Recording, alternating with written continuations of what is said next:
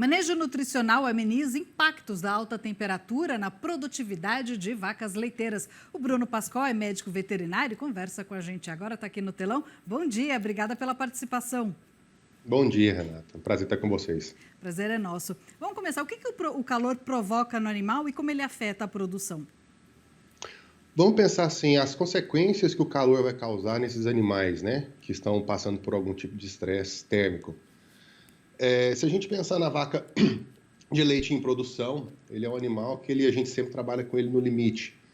Então, quando vem o estresse térmico, a gente tem, além de uma queda de produção desse animal, a gente também pode colocar uma queda na imunidade, que a gente vai deixar esse animal mais suscetível, mais predisposto a ter qualquer tipo de enfermidade. Vamos reduzir o consumo de matéria seca.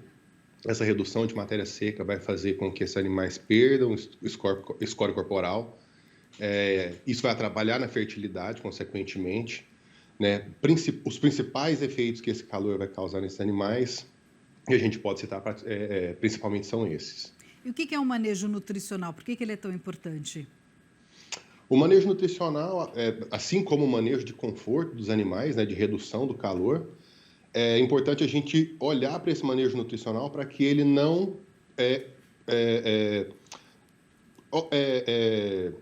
provoque mais calor. De acordo com a genética dos animais, ela foi evoluindo, a gente também teve que acompanhar essa genética com a nutrição. A gente deixou as dietas cada vez mais quentes, como a gente diz por aqui, mais densas. E isso, a gente sabendo que o rumen do animal é uma câmara fermentativa, então a gente coloca matéria vegetal, ou concentrado, ou volumoso, para que seja fermentado na produção de energia, para a produção de leite. A gente acaba trazendo mais calor endógeno, que vai atrapalhar ainda mais a produção e o desenvolvimento desses animais. Então, é importante que a gente tenha um manejo nutricional que consiga reduzir isso com algumas estratégias que a gente pode tomar. E como saber? Como é que o produtor sabe qual alimento é ideal para cada vaca? Varia de acordo, a temperatura do corpo varia de acordo com a idade? Varia. Na verdade, as exigências de temperatura, né? Vamos falar assim. No animal jovem, no animal neonato, a gente vai ter uma maior suscetibilidade ao frio. E depois que isso vai passando, a gente vai tendo também maior estresse calórico ao calor. Animais de produção, animais que estão em lactação, eles são hoje a categoria que mais sofre com calor. Né? Junto com ele, a gente pode colocar também o pré-parto, que hoje a gente já tem estratégias de conforto e nutrição para reduzir esse estresse calórico, pensando em pré-parto e preparação para o parto e o pós-parto imediato, principalmente. Então, o manejo tem que fazer parte da gestão, porque não pode ser um manejo único para toda a linha de produção, né? Não pode. A gente tem que entender primeiro a realidade da propriedade, a realidade dos animais, qual fase esses animais estão, para daí a gente tomar, então, as estratégias que a gente precise tomar dentro dessas fases para minimizar os impactos do estresse térmico desses animais. E a sua empresa tem programas nutricionais para cada faixa?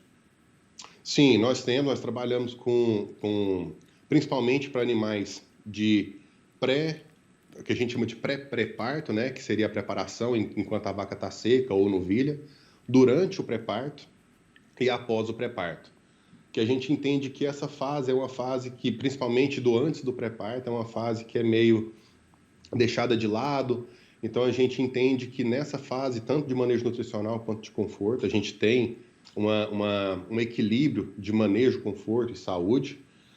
A gente prepara esses animais antes do pré-parto para que eles entrem bem no pré-parto, com menor impacto de temperatura ou de erro nutricional e que ela seja melhor, então, que vai para o parto melhor e que ela tenha um pós-parto mais tranquilo. E o que é esse manejo de conforto? Seria manter a temperatura ideal, mas como é que num pasto, eu já vi no Comfort Barn, né, que consegue manter uma temperatura, mas como é que no pasto consegue manter uma temperatura ideal num país tropical? As fazendas, elas têm tomado algumas estratégias para que a gente consiga minimizar esses impactos. Uma das alternativas que o pessoal tem feito é o uso de banhos. A gente sabe que o animal, que o bovino, ele não tem glândula sudorípara, por isso ele não sua. Então, para a gente fazer esse efeito de radiador, né, se a gente fizer aí uma analogia com o carro, para diminuir a temperatura corporal desses animais. A gente usa os períodos de ordenha, né? Que seja 2 ordenhas diárias ou 1 ordenha diária, ou 3 ordenhas diárias, desculpa. E nesses momentos a gente faz banho com ventilação forçada, fazer o efeito de radiador mesmo, para que a gente consiga, então, diminuir, pelo menos nesse período e por um período depois disso aí, os impactos dessa temperatura.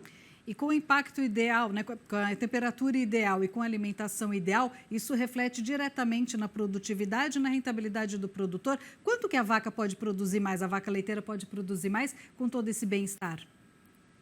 Olha, é um número difícil de a gente medir, para falar assim, olha, com o bem-estar a gente vai medir melhor.